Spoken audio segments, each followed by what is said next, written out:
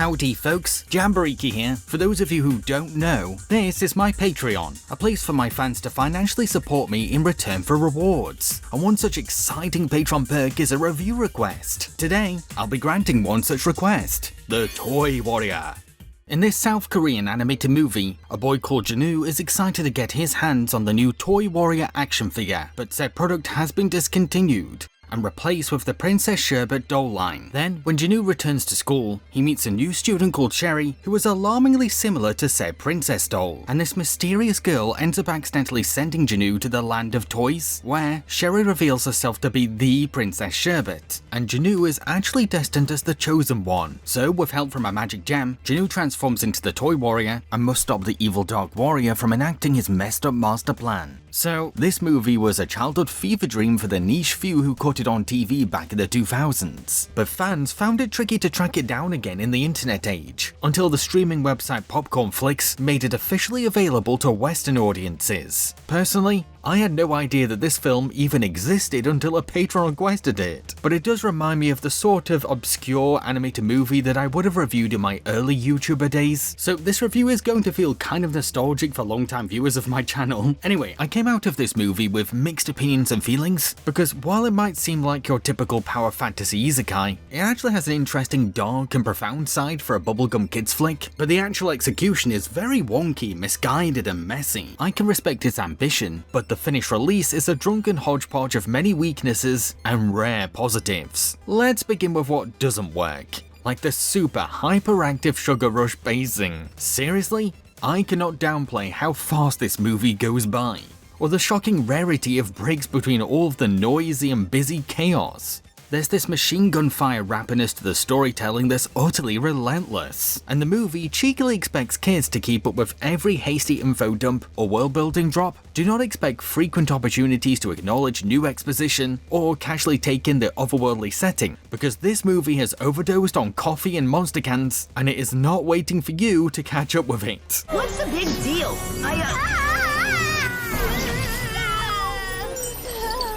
This glaring pacing problem isn't just a surface level issue, it's also the very root of why other aspects of the film fall apart too. For example, the major arcs for our main characters. You see, Janu is introduced as a boy who lets his imagination distract him from reality, and all of his peers encourage him to develop maturity and more awareness of his surroundings, which seems to be a strong foreshadow for how he's going to learn to come of age and engage with the real world better. However, that's not where things head, folks. Instead, he suddenly becomes the chosen one for a fantasy world, is instantly perfect as the Toy Warrior despite having zero prior training or fighting background, and his first ever victory makes him into an insufferable jerk. Should we have another victory parade?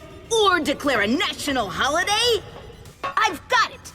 A nice giant sculpture of me! Okay, so maybe now his lesson is to control his new giant ego. Well, not really, because Sherbet then convinces Janu to return home, where he goes after the villain's minion for a bit, only to then quickly return to a war-torn toyland that's been ravaged by the Dark Warrior, which sure gives our hero a healthy dose of harsh reality. But the princess is the one that takes all the blame for Janu's absence, and the film doesn't give our hero enough time to self-reflect on his previous jerkiness, because now it's suddenly time for the third act? No, really, right? So perhaps the climax will be about Janu maturing after having the horrors of war burst into his isekai roleplay fantasy. Well, kind of, but not really.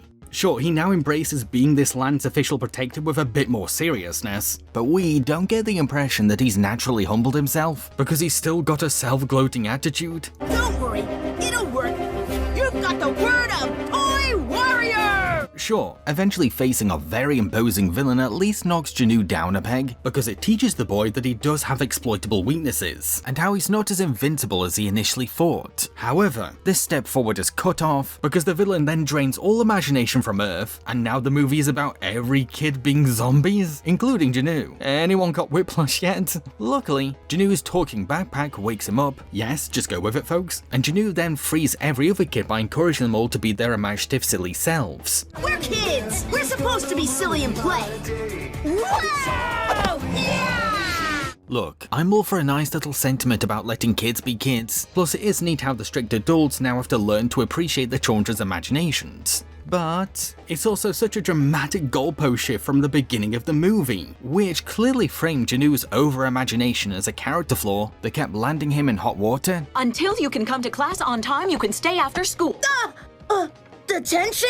And stopped him from making real-life friends. Ping is my best friend. Fine, have it your way.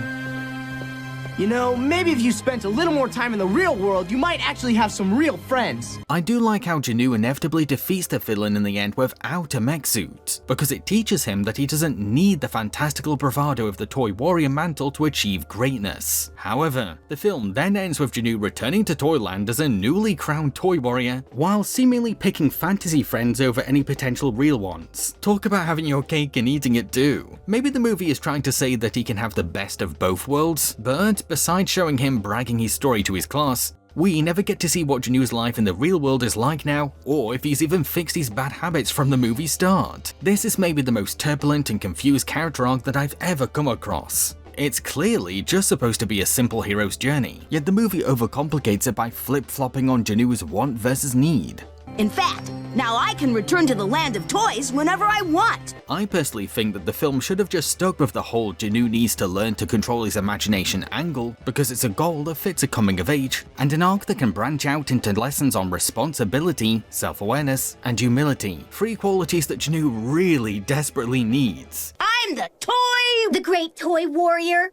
I'll tell you what you are. You are this close to being angel-stamped back into the real world. Meanwhile, Princess Sherbet's character development is certainly better handled than Janu's, but I would not say that it's free from its own problems. It's less night and day, and more night and hungover at the crack of dawn. On the one hand, I do like how Sherbet's character isn't your cliche idea of a princess, and how she acts more like your typical tween girl, warts and all. If it turns out that the Dark One has touched one single sparkly hair on their pretty pony rainbow manes, you're gonna find yourself picking a scepter sandwich out of what's left of your teeth. On the other hand, I fear that the movie overindulges in Sherry's worst traits as a tsundere, and rarely lets her show her more likable qualities. Most of the time, she's shrill, angry, whiny, and kind of shallow. Plus, I can't count how many of her scenes are just her loudly berating or arguing with Janu. Really, why would sophisticated royalty like me be jealous of an annoying little toad like you? Sure, her immaturity fits a 12-year-old, and I do sympathize with her pressures as a child ruler of an entire kingdom, especially when her watch creepily nags her to get married. Ooh. Oh, and she does have every right to be mad at Janu's bloated ego in the movie. It's just difficult to feel completely sorry for her, or totally admire her perseverance as a young princess, when a scowling temper and moody pouting define most of her time on screen, or while other aspects of her character rarely show through. To be fair, unlike Janu, Sherry does actually get to quietly self-reflect on her mistakes,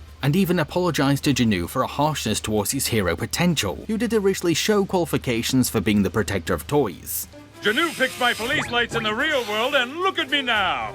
Hey, I remember you. But there's no hint that she's matured from her rage issues, because she still easily loses her temper all the way until the movie's very ending. The movie really should have just drip-fed more of her sensitive and compassionate sides, until they all naturally came out in the end, making for an organic growth of maturity and a more compelling story of a tough girl learning to show her vulnerability. Oh, and for some bizarre reason, Sherbet also randomly develops a crush on Janu, which is such a spontaneous change of feelings on her end. At the end of the day, Sherry is only now fancying Janu because he's the main character, and it's no deeper than that. So yeah, Sherbet may be less messily developed than Janu, but she's also a prime example of when the tsundere trope is missing charm or growth, which means that we're stuck with 2 grating main characters that are hard to cheer on or coherently follow as leads in a movie that's telling a story with the flow and structure of Grandma's tangled yarn. But what's worse is that the movie's cheap visuals can't compensate for its faults, or at least serve as a pretty distraction, because the overall animation itself is on par with your average 2000s kids cartoon. This level of quality would have been fine for a Saturday morning TV fodder with low stakes, but The Toy Warrior is supposed to be a feature film with a large-scale vision, and a television tier budget sadly can't support that. Yes, there are far worse-looking animated movies, and I'm sure that the hard-working animators behind Toy Warrior were doing their very best with the budget, but giving mediocre animation to an already riddled script does the movie no favors. Some folks have criticized the CGI sequences as well, which sure, are pretty tacky and outdated, but at least the film only uses said computer effects for non-organic elements. It's boxy CGI from a very primitive era, but I'll give the movie credit for adapting to its technology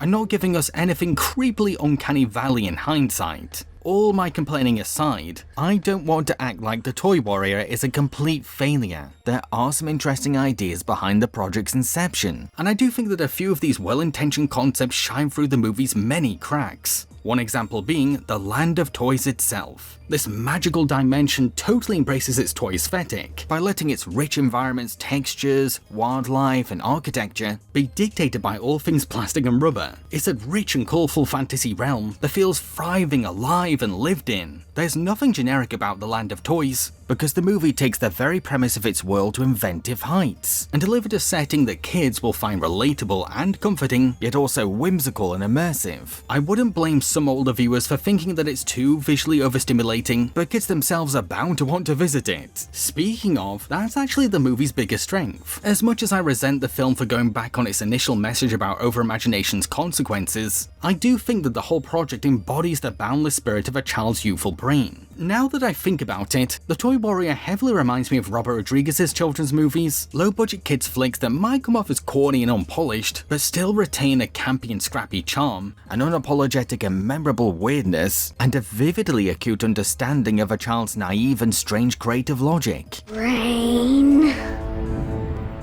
Fart.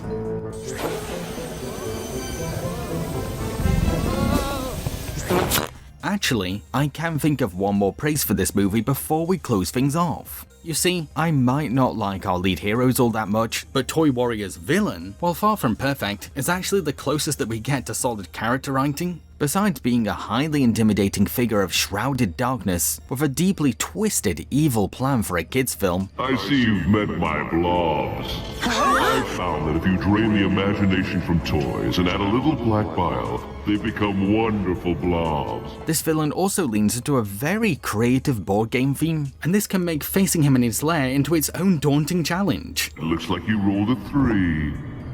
1, 2, 3. Bingo! On top of this, the Dark Warrior is also highly knowledgeable about the split between toy and human worlds, and he can take cunning advantage of how the very system works. If he's in the Land of Toys, then he must have left a placeholder for himself back in the real world. However, it's later revealed that this shadowy monster is actually the Toy Warrior himself, which might seem like a soap opera twist, but the movie already did a decent job setting up the Toy Warrior's backstory, and the Dark Warrior did show a suspicious level of expertise on the Toy Warrior's legend. Sure, the idea that a discontinued toy would leap straight into villainy might seem shallow and melodramatic, but I find this theatrical overreaction to be kind of funny, and evil narcissists tend to be drama queen winbacks. I mean, the Toy Warrior acts like he's turned to villainy in the name of forgotten or abandoned toys, but he's clearly just a bitter diva who simply wants to steal imagination power from his lost customers for selfish invincibility. All that energy is flowing through me,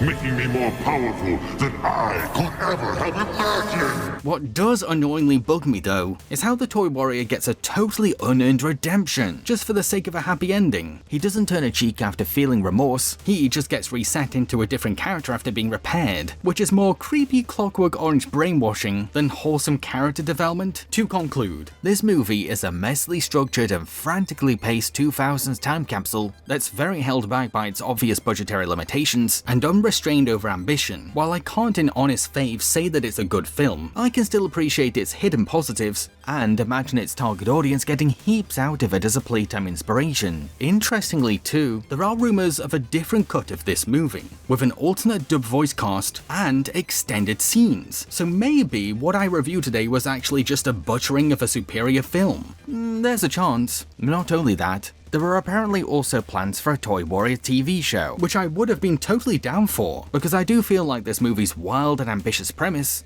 is better suited for episodic pacing. Feel free to watch my other animated movie reviews. I've been Jamboree. Cheerio, folks.